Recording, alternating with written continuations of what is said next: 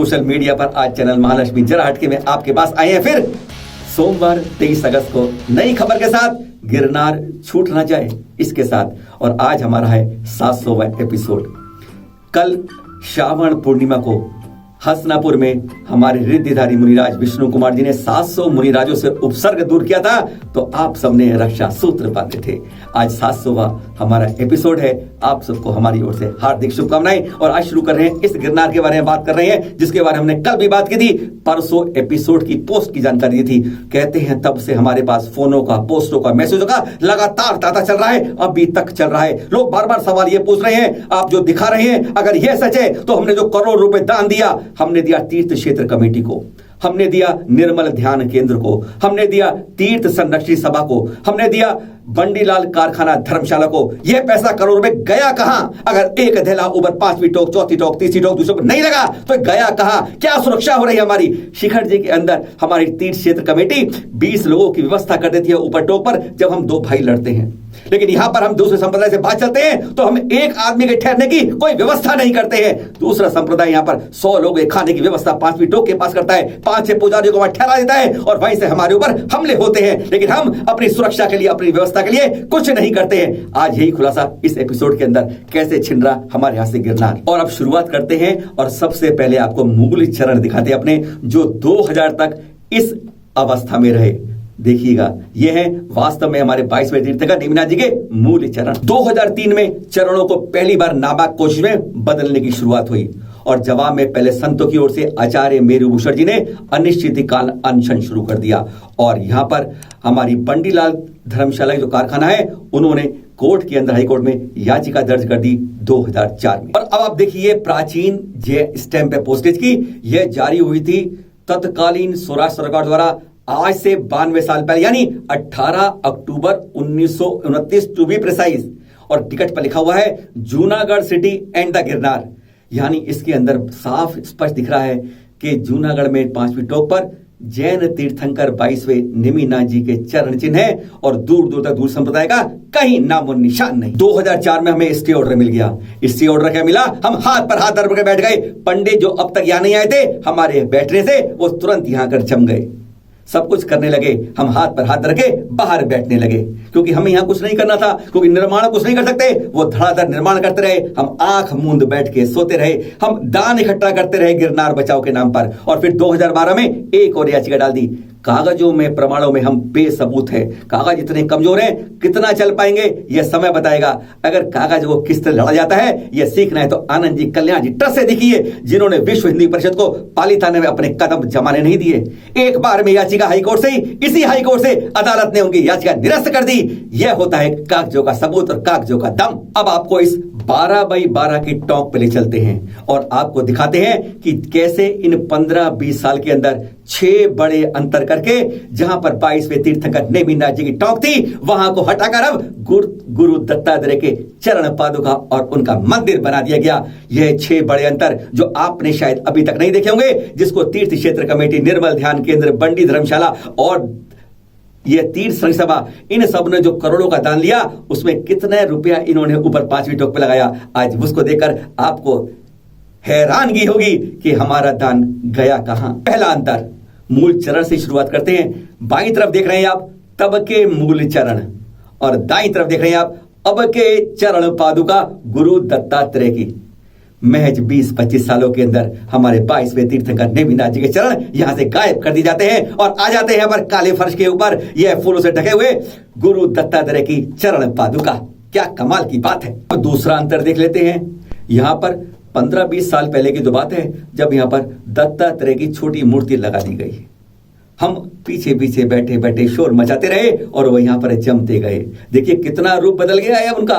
हमारे चरण तो मिट गए हैं और उनका देखिए हाथ में डमरू आ जाता है, त्रिशूल आ जाता है और कहते हैं कपड़ों में संवर जाते हैं, ऊपर 3 मुकुट लग जाते हैं, हर कुछ न्यारा न्यारा हो जाता है और हम पीछे अपने चरणों को भी नहीं संभाल पाए। अब तीसरा अंतर देख लीजिए, थोड़ा सा चरण छूने की कोशिश कीजिए। जी हाँ, बाईं तरफ है तब के चरण, जिसमें आपको 15 साल पहले, 10 साल पहले तक हाथ डालकर आप उंगलियां छूकर अपने को अहोभाग्य मान लेते, सौभाग्य हो जाता। और अब देखिएगा जो कपड़े से ढके चरण थे अब फूलों से चरण भर रख दिए गए हैं और अब काले काले फर्श के ऊपर इन चरणों को छू किसके रहे हैं आप जरा देखिए तो सही। नीचे लिखा है दत्तात्रेय की चरण पादुका। कहां गए नेमिनाथ जी के, समझ से बाहर है। अब तीसरे अंतर की बात कर लेते हैं, जरा ग्रिल पर नजर जुड़ा लेते हैं। तब की ग्रिल देखिए कैसी थी और अब देखिए कैसी कर दी गई है। आप यहाँ की परिक्रमा नहीं लगा पाते, आप धक्के देके बाहर निकल जाते हैं। यहाँ पर 20 लोग ठहर पाते हैं, हम लोग नहीं, हिंदू जमकर ठहरते हैं। और देखिए क्या रूप बदला, हम स्टे ऑर्डर देखते रहे और वो यहाँ निर्माण करते रहे। चलिए पांचवें अंतर देख लेते हैं। पहले मूर्ति यूं रखी हुई थी आराम से, जब रखी गई 15-20 साल पहले, और अब तो बाकायदा 2 सालों के अंदर इस पर मेहराब लगा दिया गया है। अरे चरण पादुका वाली ईंटों को अब मंदिर बना दिया है। हम स्टे ऑर्डर देखते रहे, पढ़ने पलटते रहे, वो निर्माण करते रहे। छठा अंतर भी देख लीजिए यहाँ पर। पहले देखिए कैसा फर्श था, नीचे ईंट लगाते थे, पाइप लगाते थे, तब फर्श को खड़ा करते थे। हम ऐसे ही, हमारी टोकों की हाल है ऐसे ही बदले सारे। और इन्होंने क्या कर दिया, पिछले 2 सालों के अंदर फर्श को चिकना कर दिया। अरे ग्रेनाइट लगा दिया गया है, काले रंग का चमका दिया गया है और हम अपने चरणों को ढूंढते रहते हैं इन मिट्टियों के बीच में। 5वीं टोकी नहीं, अब वहां से 200 सीढ़ियां उतरकर इस श्री कमंडल कुंड पहुंच जाते हैं। यहां पर हम लोगों ने 20 साल में यहाँ कुछ नहीं किया कि हमने यहाँ किसी यात्री की सुविधा के लिए व्यवस्था करी हो, भोजनशाला, ठहरने की, खाने की, पीने की, कोई दिशा सूचक कुछ लगाया हो, कुछ नहीं। और वहां पर उन्होंने 20 सालों के अंदर यहाँ पर 100 लोगों के निःशुल्क खाने की व्यवस्था कर दी। 5-6 पंडों के ठहरने का इंतजाम कर दिया, जहां से वे होकर हमारे ऊपर आक्रामक हो जाते थे। हमारी तरफ से कोई व्यवस्था नहीं हुई। शिखर जी में कर सकते हैं जब 2 भाई आपस में लड़ते हैं, लेकिन यहां पर हम कुछ नहीं करते हैं, क्योंकि यहां पर हमारे बस की नहीं, स्टे ऑर्डर हमारे हाथ में है ना। और वही कारण है जो आज हम देख रहे हैं। और कमंडल कुंड से और क्या होता है, कहते हैं यहां पर निर्माण का हथियार बन जाता है। आपको आज हम पहली बार यह चित्र दिखा रहे हैं किस तरीके से निर्माण सामग्री ऊपर जाती है। ऐसे चित्र तीर्थ क्षेत्र कमेटी भी इकट्ठे नहीं कर पाई, जो आप लोगों ने सहयोग करके आज हम आपको दिखा रहे हैं। इस तरीके से सामग्री ले जाकर यह कमंडल कुंड में जमा कर दी जाती है और वहां से फिर निर्माण के लिए तैयार कर 5वीं टोक को अपने अनुसार श्रृंगार कर दिया जाता है और हम नीचे बैठ के जब शोर बजाते हैं तब तक तो सब कुछ खत्म हो जाता है। 15 2 देख लिए। अब रास्ते की बात करते हैं।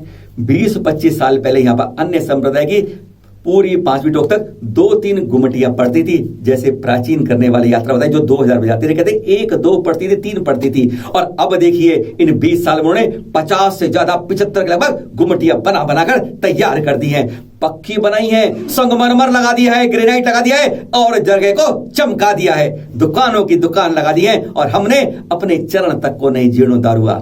कहां गया सारा पैसा। यह बनता है, एक दिशा बोर्ड नहीं है, पानी की व्यवस्था नहीं है, कोई व्यवस्था हमने नहीं की। यात्री कम आते हैं, बहाना हमारे पास जोरदार है। यह नहीं कि उन्होंने अपनी गुमटियां बनानी अब भी बंद कर दी, लगातार चल रहा है सिलसिला। देखिए संगमरमर से अब भी कैसा पक्का निर्माण हो रहा है और हम तो एक बोर्ड लगाने के लिए पसीने आ जाते हैं। अरे हमारे अध्यक्ष लोग तो कभी ऊपर जाते ही नहीं है। आप ये जो फोटो देख रहे हैं, यह किसी यात्री के द्वारा खींची नहीं हुई है, यह सरकारी फाइल का दस्तावेज है। जो फोटो आप एक्सक्लूसिव चैनल महालक्ष्मी देख रहे हैं, आज तक नहीं देखी होंगी, ना तीर्थ क्षेत्र कमेटी के पास होंगी। 2013 में जब अवैध निर्माण होने लगा तो 2014 में याचिका की दायर कर दी एप्लीकेशन भागचंद सोगानी जी ने कि यहां पर अवैध निर्माण हो रहा है, कृपया इसकी सरकारी रूप से जांच की जाए। एएसआई पुरातत्व विभाग यानी गुजरात का वह आई टीम यहां पर उन्होंने फोटो खींचे, वीडियो बनाई, रिकॉर्डिंग बनाई, अपनी फाइल में दर्ज कर लिया।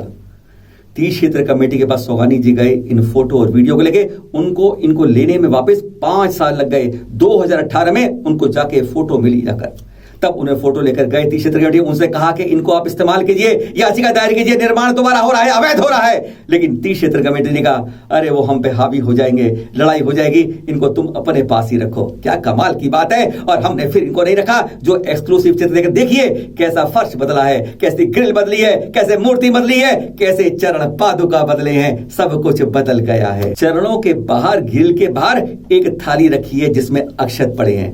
यानी 2014 जहां पहले हम पूजा करते थे, भक्ति करते थे, पाठ करते थे, सब कुछ करते थे, 2014 में हमारी अर्घ पूजा इस थाली के अंदर सिमट गए। यानी अब हम यहां तक अक्षत चढ़ा सकते थे और आज अक्षत चढ़ाना तो दूर, चक्कर भी, परिक्रमा भी कुछ नहीं लगा सकते। इस कहानी के अंदर एक ऐतिहासिक दिन भी आया, 8 मई 2018, जब दिगंबर और श्वेतांबर इस मुद्दे पर एक हो गए।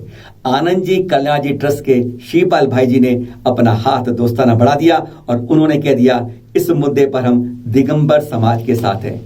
पर दिगंबर समाज तो अभी तक स्टे ऑर्डर की हवा लेकर हवाई में घूम रहा था और 18 से लेकर 21 तक भी उसने कोई गंभीर कदम नहीं उठाए। अब समाज की आवाज आपके सामने लाते हैं और उनके कुछ सवाल आपसे पूछते हैं। सवाल है तीर्थ क्षेत्र कमेटी से, सवाल है निर्मल ध्यान केंद्र से, निर्मल ट्रस्ट से, सवाल है बंटीलाल कारखाना से और सवाल है तीर्थ संरक्षणी महासभा से।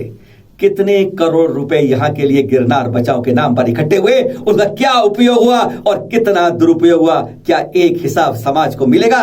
कितनी बार वे 5वीं टोक पर उनके अध्यक्ष और महामंत्री गए हैं, उसका कोई गिनती मिलेगी? कितनी बार इसको बचाने के लिए हमने इसके विकास के लिए कितने रुपए खर्च किए, कितने धेले खर्च किए, क्या इसकी कोई गिनती मिलेगी? अरे हमने वहां कुछ नहीं किया ऊपर जाकर और दूसरे संप्रदाय ने 20-25 साल में यहां के हजारों साल के इतिहास को चंद साल के अंदर बदल कर रख दिया। जागिए, ऐसी देर किसके नुकसान के लिए? सादर जय जिनेन्द्र।